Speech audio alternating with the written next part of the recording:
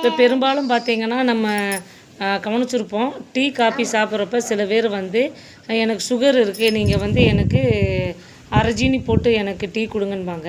இப்போ அரை ஜீனி போட்டு சாப்பிட்றனால அவங்களுக்கு சுகர் குறையுமான்னு பார்த்தா குறையிறதில்ல. பெரும்பான்மை வந்து நம்ம உணவு பழக்கங்களால தான் நம்மளுக்கு வந்து சுகர் வர்றதுக்கும் கம்மியாகிறதுக்கு காரணம். இப்போ வந்து நம்ம உடம்புல பார்த்திங்கன்னா 2 விதமான சர்க்கரை வியாதி வர்றதுக்கு வாய்ப்பு இருக்குது.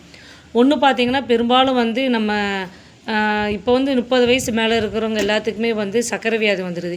அதுக்கு என்ன காரணம் பார்த்திங்கன்னா நம்ம வந்து அதாவது ஸ்கூலுக்கு போகும்போது சரி, காலை உணவு சாப்பிடாமல் இருக்கிறதுனால தான் நம்மளுக்கு வந்து அந்த இப்போ வந்து அந்த 30 வயசு மேலே இருக்கிறவங்களுக்கு சர்க்கரை வியாதி வர்றதுக்கு காரணம்.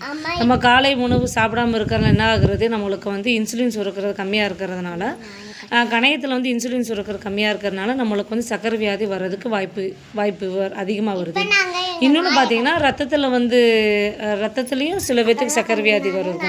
பெரும்பாலும் வர வந்து சர்க்கரை வியாதி பார்த்திங்கன்னா நம்ம காலை உணவு வந்து நம்ம எடுக்காமல் இருக்கிறனாலதே நம்மளுக்கு வந்து வேகமாக 30 வயசுக்கு 35 வயசுக்கு மேலேக்கே நம்மளுக்கு சர்க்கரை வியாதி வர்றதுக்கு வாய்ப்பு இருக்குது.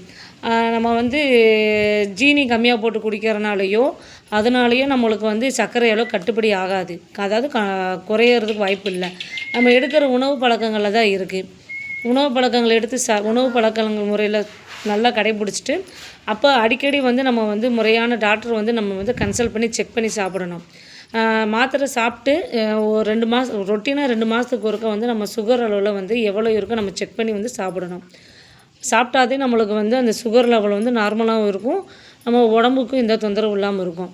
பெரும்பாலும் நம்ம காலை உணவு சாப்பிடாமல் இருக்கிறது தவிர்க்கிறது விட்டுட்டு காலை உணவு நம்ம வந்து இனிமேல் நல்லா சாப்பிடணும்.